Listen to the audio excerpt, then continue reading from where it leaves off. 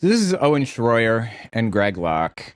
Greg Locke went on Alex Jones's Infowars network. That's who Owen Schroyer is. He's on Infowars. And debated them on the subject of Israel, and it got wild. He also debated Alex Jones. Keep a lookout for that one. That's coming up. Let's give this a listen, see what Greg Locke has to say. He's going to justify a full-blown genocide. There are people getting shot to get aid, but Hamas is shooting them. You'd think with everybody there that has a camera, they would at least show us a bunch of videos of IDF people shooting civilians. There are videos of that. What are you smoking? You'd think that we'd have videos of Palestinians attacking food trucks, but we don't have that, do we? Not food trucks, but, aid trucks. We don't have that because civilians aren't unloading at the food truck locations. The IDF soldiers are not in danger. They are literally unloading on innocent civilians who didn't do anything to anybody. There's a ton of video footage of this. There's video footage of a child carrying a bag of flour back from a food truck to his family. I'm talking like 10 years old. And an IDF drone, an Israeli drone, drops a bomb on his head. And you can see, after the dust settles, this kid lying there dead.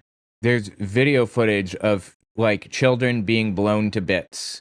And even more disturbingly, horrifically, disgustingly, Israel is lacing the flour with OxyContin to make people overdose.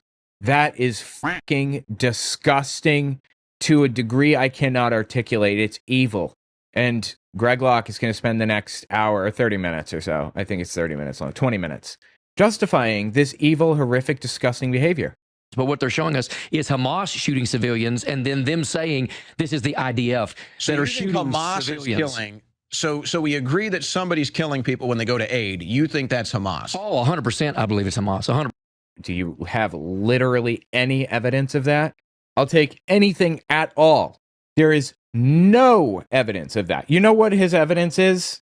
God wants me to believe that Israel is the innocent party here. And for that reason, that's why I believe that the attacks on people are actually Hamas and not the IDF. So is the IDF not doing any attacking? Is that what he believes? There's no doubt about it, because I know too many people that are boots on the ground in Gaza right now, and they're like, look, what is being said is a lie. Now, I told... Totally, yes. And his sources are totally 100% super trustworthy, right? Absolutely. The government of Israel, when I sat down with a number of them, I said, look, you guys are losing the social media battle. You're losing it because the young people do not believe it, because what they see is all of this Hamas propaganda. Hamas is a huge propagandist machine. You don't think Israel has more powerful propaganda than Hamas? No, absolutely not. No, absolutely not. No, I don't think they have. I don't think they're putting the money I in know, the propaganda. I forgot about the Hamas American super PAC that buys all of our Congress. I want them shut down. Wow, dude, that's interesting. I want them silenced. I want them muted. I think they are horrible for our society. All right, I've got limited time with Pastor Locke here, which, by the way, you broke this news to me, and I think to the entire Infowars audience, how your house got shot up. That's totally insane. So we may have time to deal with that, maybe not today. Yeah, I remember that, actually. Here's kind of my takeaway, and I'd like to get your response to this, because one person I talked to a lot about this is my dad, and he really enjoyed your segment earlier today. He was messaging me about how much I can learn from you. Wow, this guy's dad likes Greg Locke. By the way, guys, check out my new shop, owenmorgan.com/shop. I have a bunch of really cool designs on there. And I was just being stubborn about it. What I think is happening here, and I think last night there was a debate between Dinesh D'Souza and Nick Fuentes. Mm-hmm. What I think is happening here is that we have generational lines that we're running into on the right. And we have younger generation conservatives, older generation conservatives, and our belief system, our experience system is just totally different. Yes. And it results in us looking at different policy issues. So when I hear the Israel debate that's going on, here's my frustration, and I think the younger generation's frustration is, it's like, here we are talking about a foreign country again.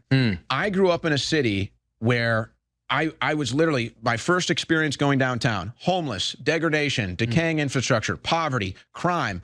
And I'm just like, I'm sick of hearing about a foreign country, whether it's Ukraine, whether it's Israel. And then it doesn't help when we hear things like, oh, it's your biblical duty to support Israel. So I think that, from the younger generation's perspective, do you think that you can even change our minds? I mean, I'll tell you, I don't think you can. Right. The fascinating thing about, like, I don't know, the conservative movement or whatever, I guess, is that there are two types of people right now. There are two types of conservatives. There is the Nazi conservative, the ones that believe that, like, Jews are controlling the world and they're evil and wrong and they're whatever other stupid shit. And then there's the Christian nationalist / Zionist conservative who believe that they must support Israel for Jesus to return.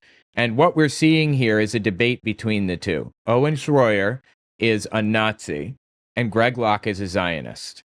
This is really the like kind of the battleground on which this whole movement is fighting. It is really fascinating to watch it unfold. I don't know if it's all about changing your minds, but as you know, the media has so lied. People don't understand what really is going on in Israel, Gaza, with the Houthis, whatever. No, okay. First of all, Houthis are not in Gaza. I believe they're in Yemen. And second, no, people, we have video cameras. We can see what's happening. We know full well what's going on. They've been so lied to, and TikTok has done such a good or poor job, however you want to look at it, of propagating a false narrative that the gap is almost too big to bridge at this point. It's a huge. What do you view as the chasm. false narrative? Well, I mean, obviously, the number of people, first of all, that live in Gaza has been skewed. We get those numbers from Hamas. No, we don't. What are you smoking? We get those numbers from the UN. The United Nations has given us a good idea of roughly how many, and not just the United Nations, but counters, like on the ground. People who give us statistics specifically so that we can get an idea of how much food aid is like necessary and stuff like that.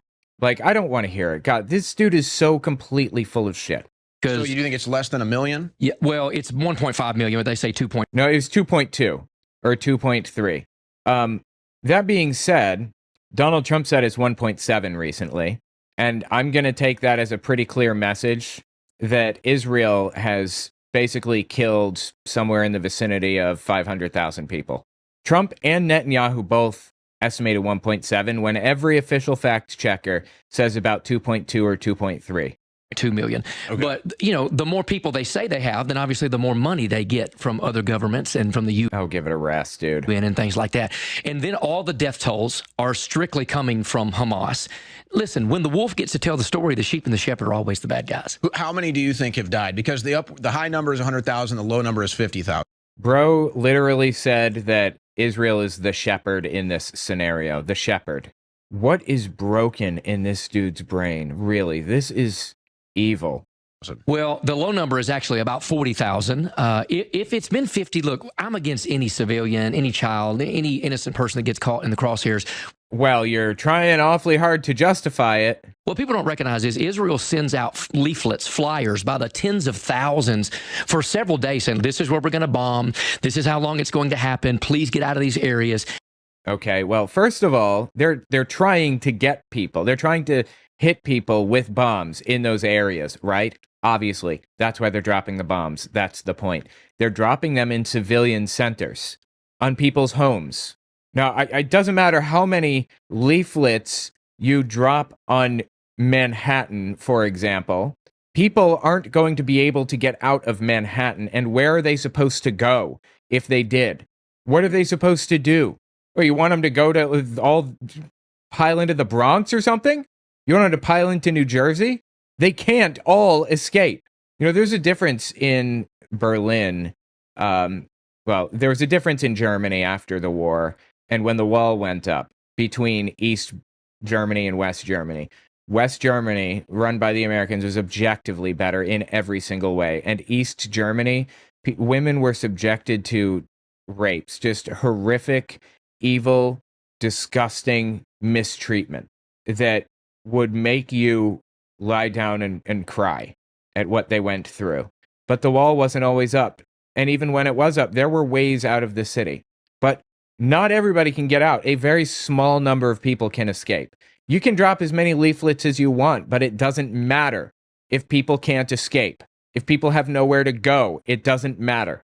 When Nagasaki and Hiroshima were bombed, leaflets were dropped. Leaflets that said something like, your government is driving you to destruction, or something like that. Where did you expect those people to go in those two cities? What did you expect them to do? How do you think they should have handled that situation? Countless people are now, all that's left of these people is sun-bleached sections on a wall because they couldn't escape. They had no option. I don't care how many leaflets they drop. That is not an excuse to drop bombs in civilian centers, period. It's just not. Just checking the chat here. Telling someone you're going to bomb them before you bomb them doesn't make it right. Yeah, I don't understand. Like, you're supposed to be hitting military targets. Why are you hitting civilian centers? You know why, in all seriousness? Because there really aren't any military targets to speak of in Gaza. Hamas is headquartered in Qatar, not in Gaza. Gaza is a civilian center, not a military compound. And it's so deeply evil to listen to this guy justify death like this.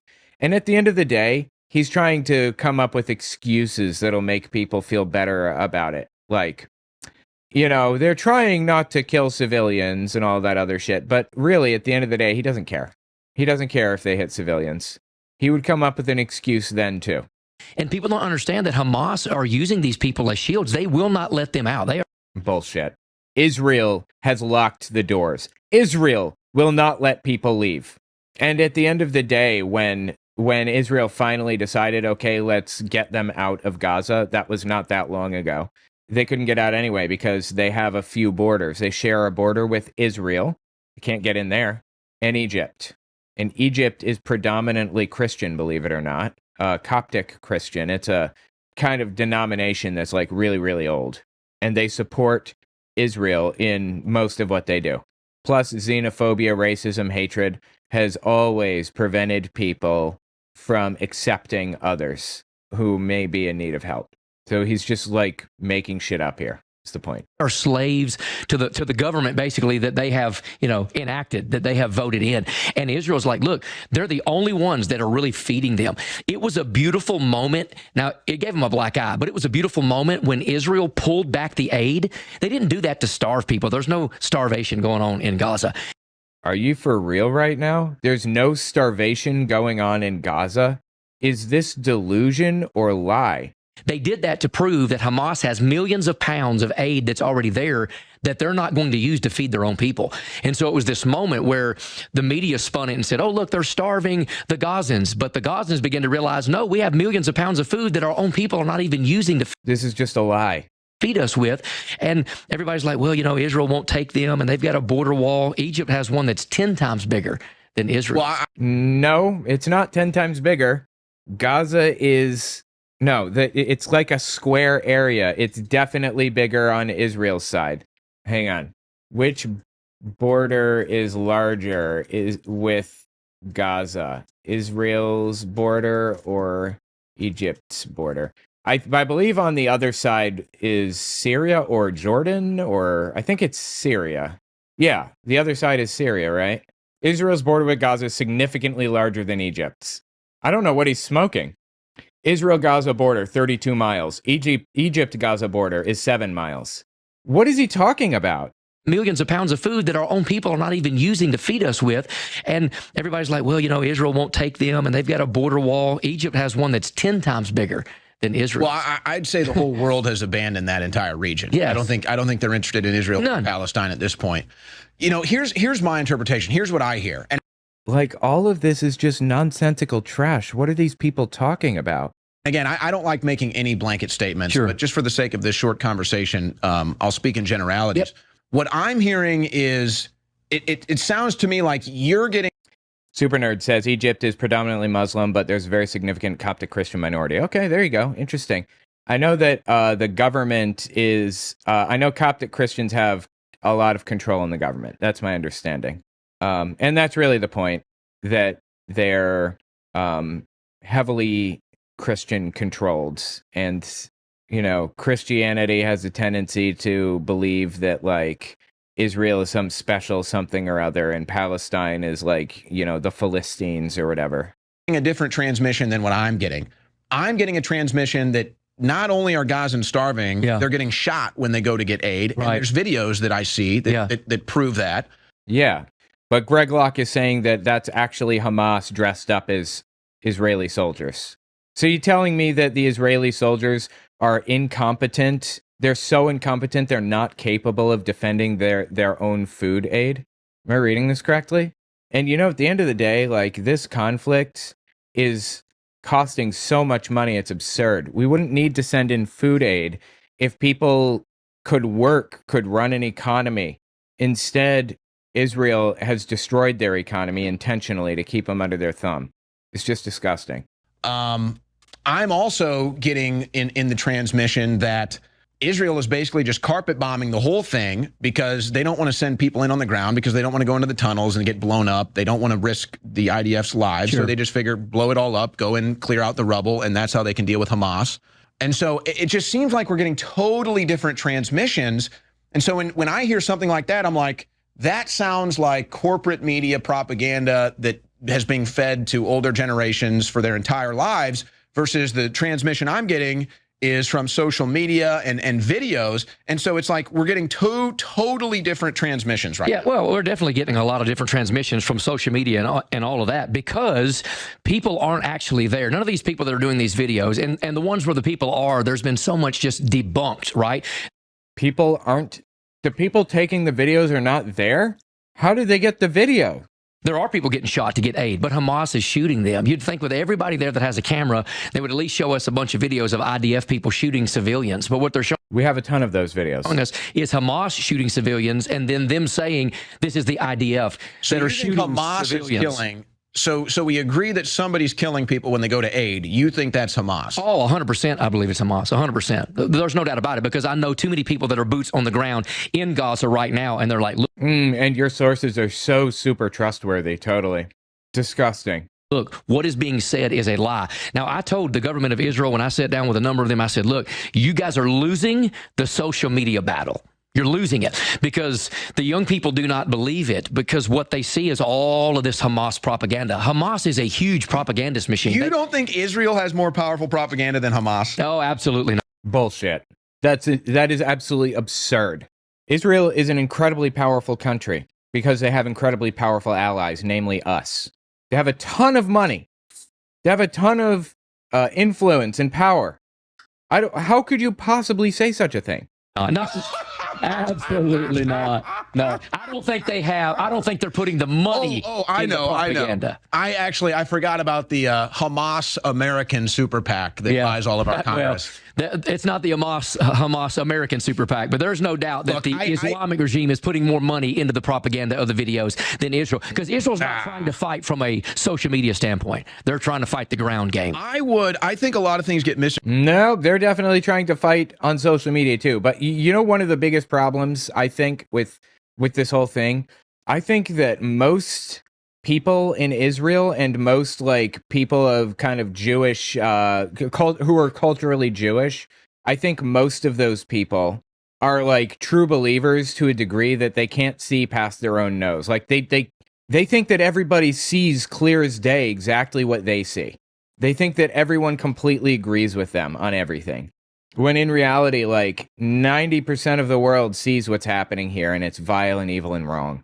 Of the videos than Israel, because Israel's not trying to fight from a social media standpoint. They're trying to fight the ground game. Like I said, they like Israel and people in favor of them. They are so drunk on their own Kool-Aid that they don't realize that nobody supports what they're doing. They think the answer is obvious, that like Palestinians are, and I'm trying to steelman it. I'm trying to be honest about my interpretation. They think that everybody believes Palestinians are Nazis, that they are literal Nazis, that is an unbroken line from Hitler, and that they deserve to die for that reason. I think that's how they got there, to believe the way that they do, to do the things that they do. In reality, they're not connected to Nazis in any way, shape, or form. They were never connected to Nazis. Benjamin Netanyahu famously, like, engaged in Holocaust revisionism by claiming that Hitler got his idea for exterminating them from the Arabs. That is a lie. So anyway, the point is that Israelis think everybody is equally as brainwashed as they are. And if you don't see things that way, then you are actually, at least secretly, a Nazi in your heart of hearts. You are looking for an opportunity to hurt Jews because you hate them. That kind of deal. It's really sad and it's psychotic. And they're completely disconnected from reality on this issue. A lot of people are. I think a lot of things get misinterpreted. And, you know, I saw the comments, and I guess this is how you ended up coming in and doing the show with Alex today, too, when you were speaking at a conference about Candace and everything. And I think that all these different dissenting voices kind of get lumped into one, whether it's Candace or Fuentes or even Alex at times or myself or others. And Candace Owens is a black white nationalist and is very anti well, let me rephrase. Yeah, she's very anti-Israel. She's very anti-Semitic, like psychotically anti-Semitic. So she's kind of like a figure that Greg Locke like really hates a lot for that reason. Nick Fuentes is not open, or I'm sorry, Candace Owens is not openly a Nazi. Nick Fuentes is openly a Nazi. Proudly, openly a Nazi. That's who they're referring to. And Alex Jones isn't a Nazi. But I don't think he's like a diehard Israel nutcase either, interestingly. I think there's a lot of different things here. Like, I don't want to involve with any of them, honestly. I'm sick of Israel. I'm sick of the Palestinians. I'm sick of all of them. I got my own problems in my country. I've grown up in a country where every metropolitan area is decaying. Yeah. I see our money just being shipped overseas without any resistance, but we can't even. What are you talking about? Our money being shipped overseas? Without any resistance. Yeah, what are you talking about? Who told you that? Get a tax cut passed. So it's like, this is where Oh, I see. He's talking about aid to Israel. Okay, I understand. For a second, I wasn't like connecting the dots on that. Yeah. Or Ukraine. He's also opposed to the Ukraine war, but He said he doesn't care about Israel or Palestine. right. So he doesn't want us to send aid to anyone, basically. Like, Which is a crazy thought. You don't Yeah. want us to send aid to literally anyone, Ukraine included, no matter what? thing is, people say like we've got enough problems at home, and you know our education is underfunded. What gave you the impression we're a destitute country? Who told you that we're poor? We're the richest country on the face of the planet. Okay, our money sways politics all over the world. We have the capability of improving people's lives dramatically if we want. We can put money into fixing all kinds of problems. The United States has so much money that we could purchase Gaza and Israel. We could purchase them outright for the land cost if we wanted. I mean, we are filthy rich. Unfortunately, we're also about as deep in debt as it gets, as we've ever been, as maybe any other country has ever been, because the United States has stopped taxing the rich effectively. We're not taxing the rich anymore, and all of that money is going into billionaires' pockets instead of education. And all of the money that's supposed to go into education is now coming out of my pocket, in your pocket, regular people's pockets that don't have money to spare, instead of the filthy rich who do have money to spare. It's vile and evil and wrong. And it's a concerted strategy called Starve the Beast that was enacted by Republicans a long time ago. Starve the beast. Cut taxes until the government has no choice but to cut spending programs. There's absolutely no other option. It's been going on since the 90s at least.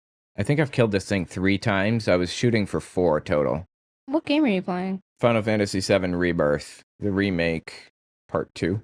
Anyway, trying to remember what I was saying. Oh yeah, we are not destitute. This country isn't. The only reason that it looks like we're destitute is because people have been cutting taxes into the ground, and they've also been cutting spending programs into the ground, social programs, infrastructure repairs, and education programs, and everything else been cut into the ground. We have nothing left. Because it's all been concentrated in one spot at the very top, the filthy rich. We have more billionaires in this country than there are in the rest of the world. Schools in general are getting defunded. It's not just the programs themselves that are being defunded. They're completely defunding schools. Yep, and it's ugly and wrong, and it's making a huge mess. I don't know that my sister's going to be able to make it all the way through high school without that happening. Like without her school being defunded and eventually being shut down. Her school was defunded. Yeah. I think that it's going to be basically a rundown mess by the end of it. Which it's already not great, but it's not terrible. It's a really pretty school. And I think that Talking about the middle school? the middle and high school. Yeah. The high school is newer and it's really Yeah. beautiful, yeah. And the high school got defunded. I think by the time my sister's in high school, she's going into 7th grade in August. I think by the time my sister is in high school, that school will be basically destroyed. I think her high school will be basically destroyed, Non-zero possibility. which is already concerning. Yep. My frustration comes from, I think this is where the younger generation frustration comes from. But even if you want to get in to the Israel issue, I think there's fundamental questions where even we may have a difference. Like, who are the Jews? Right. Well, the Jews are the descendants of Abraham, Isaac, and Jacob, 100%. Me and Alex even talked about it. People are like, well, we just believe they're fake Jews. It just doesn't work that way, because here's one of the reasons that the chasm between what we believe cannot be narrowed, especially in 30 minutes. I think it's really interesting that the conspiracy theories he believes in automatically contradict some of the other popular conspiracy theories. So he's not able to be like, oh, well, this thing's true and this thing's true and this thing's true. He has to find some way to logically Rationalize them, right? Yeah, rationalize them, but he can't do that for his own. Totally. It is fascinating to watch the wheels turn, try to figure out how they view this whole situation, how they view society. It's wild. Minutes, because I'm going to come solely from a theological standpoint, and you're going to see it solely from a either media infused or A political. I would say, yeah, political. 100%. Well, I mean, from a factual standpoint, there's that one. Doesn't have to be media infused or political or whatever. It can just be factual. Are people being killed at aid trucks? Yes, that's factual. That's indisputable, and even Greg Locke accepts that. But his religion says that it's the Palestinians that are doing the killing at those aid trucks, not the Israelis. Not for fact reasons, but for religious reasons, he believes that. What is it? I don't think he knows that you can go to a factual standpoint. I think he only, and I'm being serious here, I think he only thinks it can be religious, political, media infused, because I think he believes the facts are dictated by religion, media, or politics. Yeah, 100%. We live in a post-fact world right now, in his mind, where we can't know anything for sure, anything. And in fact, not only can we not know anything for sure, but we can't know anything, period. You might as well, it's a toss-up. You might as well flip a coin for literally anything. But the one thing that you can know is that the Bible is correct. And not only is the Bible correct, but Greg Locke's interpretation of the Bible is correct. So he interprets the Bible how he wants to, and he pretends that that's not infused with media reports, even though it is. Or politics. And then he pretends that he's got some kind of special knowledge that nobody else has and no one else has access to, and they have to come through him to get it. I mean, really, it's disgusting. Which is fine, which I understand, but I'm going to see things totally different, because obviously I think we ought to be America first, but I also understand the fact that God says that America will be blessed if we do stand with. No, it doesn't. The Bible doesn't say that. God didn't say that. It said in the Old Testament, written by Israel, it said those who bless Israel will be blessed. And for, again, who is Israel exactly, specifically? I understand that he believes that it's the people that, Netanyahu or whoever, who, by the way, grew up in America. He went to Philadelphia schools. Netanyahu did. I understand he believes that it's him or whatever. But at the end of the day, the political entity that is Israel didn't exist until fairly recently. And we have no reason to think that the Bible was referring to the modern day political entity that formed and named itself Israel. We also have no reason to believe that the Bible is correct about literally anything, even if we did. To some great degree. This is where I think we come into an issue, because I from my perspective, and I don't know, you may disagree, but it seems to me on the right wing, especially with electing Donald Trump twice, we all agree that America is heading in the wrong direction. I think we all agree that. So how can we claim that we've been blessed for supporting Israel all these years when clearly America has suffered since we've been supporting Israel? Suffered because we've had some lousy leadership, no doubt about that. But it says God will bless us, right? That's a really good point. I hadn't thought about that one. It says God will bless us. Why aren't we blessed? He's saying God will supernaturally give us something special. We didn't receive that supernaturally special thing. And now he's saying that's for physical reasons, not supernatural reasons. That doesn't make any sense. They all supported Israel. As far as the politics. They all supported Israel. Every single one of them. They said they did. Name a give it a rest. Really? President that didn't go and kiss the Wailing Wall. Joe Biden was not very...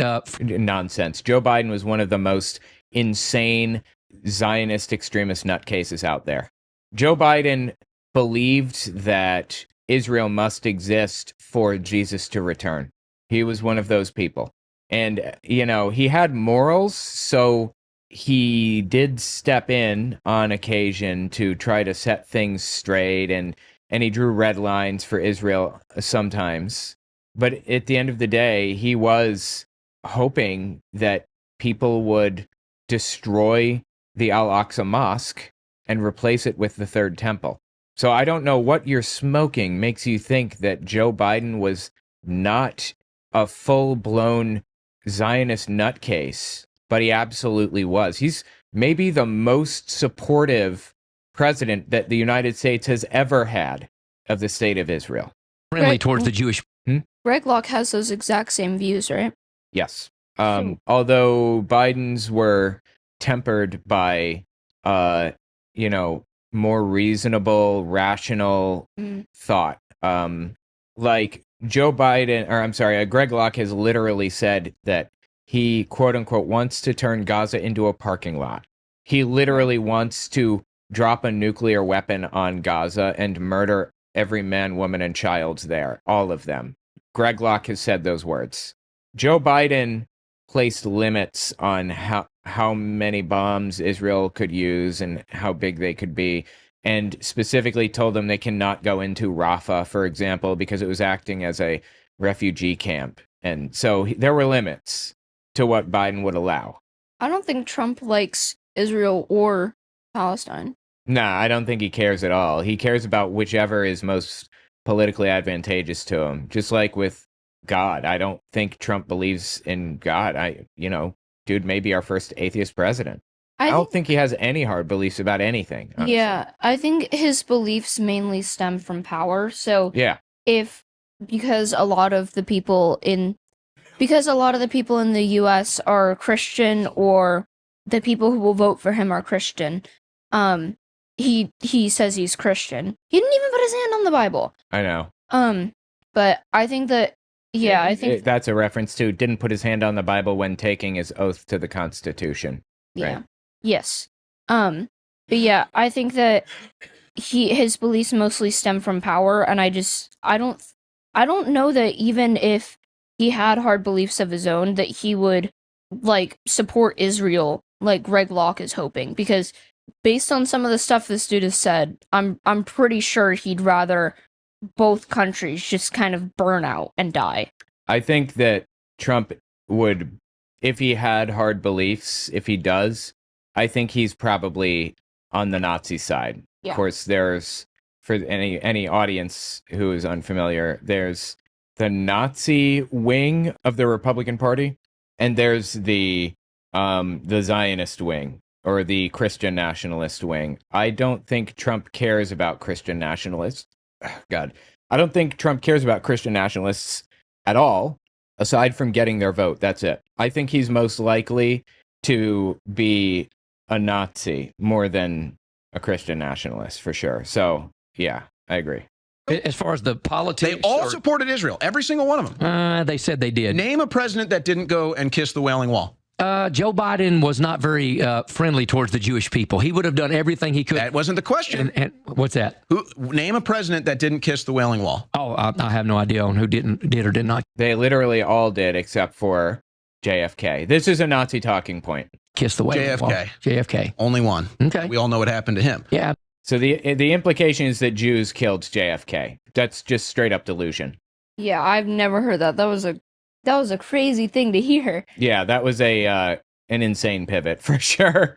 I do like how this guy is like talking or debating with Greg Locke, because Greg Locke went off on a little tangent about something completely irrelevant. He goes, "Yeah, that wasn't the question." Yeah, And that then was repeated it. interesting for sure. That was a little bit of a trap, though. The point of his question was which presidents did not support Israel, and Greg Locke gave one, but he pulled him back to the Nazi belief. That's fascinating.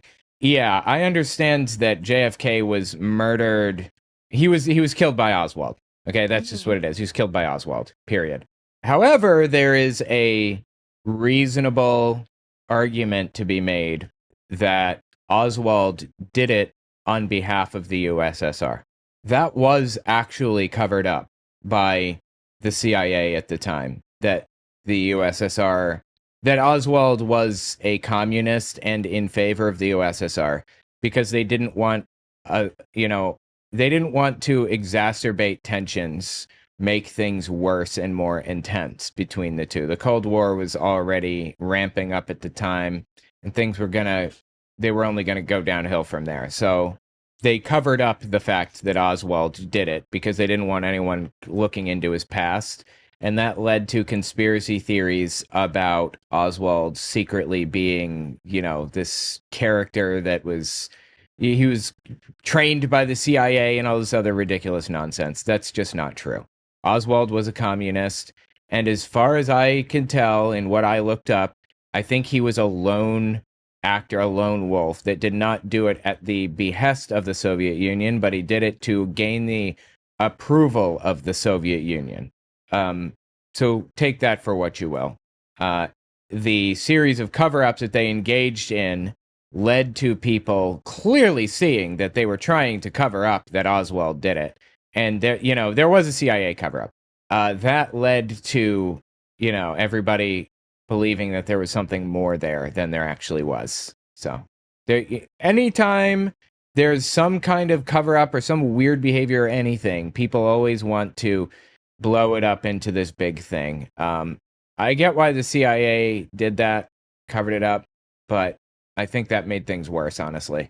Absolutely. So I'm just saying there is no proof to say that us supporting Israel has blessed a country. I don't believe that. I think that's crazy. We are the economic superpower of the world. Then why aren't my cities better than the cities in the Gulf nation states? I'll tell you why. Because the United States is not taxing billionaires. That's why. If we taxed billionaires, our cities and states and country would be in much better shape. Because we have bad leadership. That's not an Israel Because our problem. leadership puts Israel first. I don't believe that. No, it's not true. But this is what you're Well, arguing. but yeah, I mean, that is a little bit true. It's not about putting Israel first.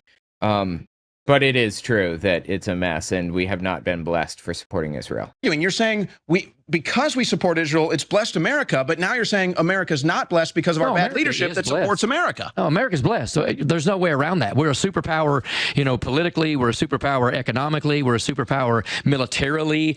But I'm telling you, we would be just like any other normal nation had we not stood and had an alliance with them for all of these years. Look at all the other nations that have stood against Israel. It hasn't boded very well for them. We just know how the end looks. I mean, it hasn't boded very well for them because the United States believes that they're part of a prophecy that if they fulfill it, then blah, blah, blah, all the other stupid nonsense. It's self-fulfilling. Yeah, it also hasn't gone terribly for anyone. It's just kind of neutral. Right. I like supporting a nation isn't automatically. If I say, hey, if I were to say I like Israel, I wouldn't an angel wouldn't appear behind me and a halo falls onto my head and they're like, oh, you're blessed. That's just not how it works. Right. But, blessing is vague enough that they can interpret it to mean whatever they want it to. And having a lot of political sway is one of those things, I suppose. And the end looks, every nation, Zechariah 12:9 says, every nation that fights against Israel, the Bible says, it's very graphic, God will burn their eyes out. God is going to bring every nation that fights Israel and that does not stand for the covenant of the Jewish people, not their government, right? God's not in a covenant with Netanyahu and the... Then you shouldn't be supporting the government, right? If he's not in covenant with the government, then you should be supporting just people being protected from hate and anti-Semitism instead of giving these people weapons of war that they use to murder innocent civilians. I don't see how you can possibly view this any other way than with you as the bad guy. Government of Israel. He's in a covenant with the people of Israel.